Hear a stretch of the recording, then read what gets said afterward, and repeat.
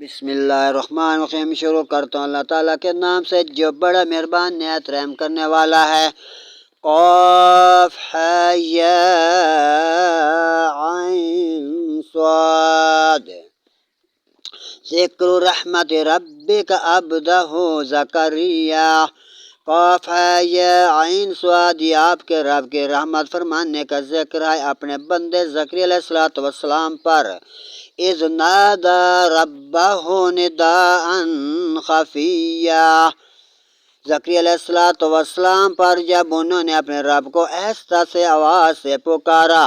قال ربی انی وہن العظم منی، انہوں نے عرض کیا اے میرے رب بے شک میری ہڈیاں کمزور ہو گئیں۔ واشتعل الرأس شیبا ولم اکن بدعائک ربی شقیا، اور بڑھاپے کی وجہ سے سر شعلہ کی طرح چمکنے لگا، اور اے میرے رب میں تو اس سے مانگ کر کبھی محروم نہیں رہا۔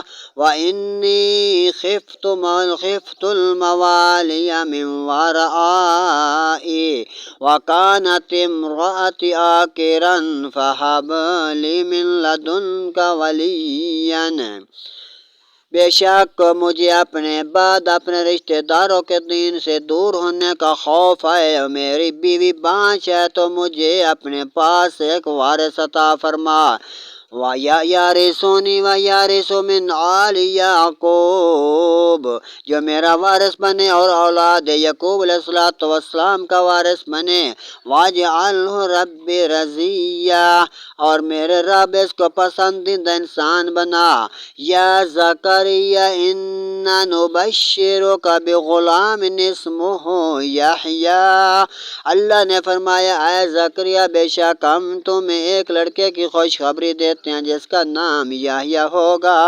لم نجعل لہ من قبل سمیًّا، اس سے پہلے ہم نے اس کا کوئی ہم نام نہیں بنایا۔ زکریا علیہ السلام نے عرض کی قال ربی انا یکون لی غلام وکانت امراتی عاقرا وقد بلغت من الکبر عتیا، اے میرے رب مجھے میرے ہاں لڑکا کیسے ہوگا جبکہ میری تو بیوی بھی بانجھ ہو چکی ہے اور میں بڑھاپے کے انتہا کو پہنچ چکا ہوں۔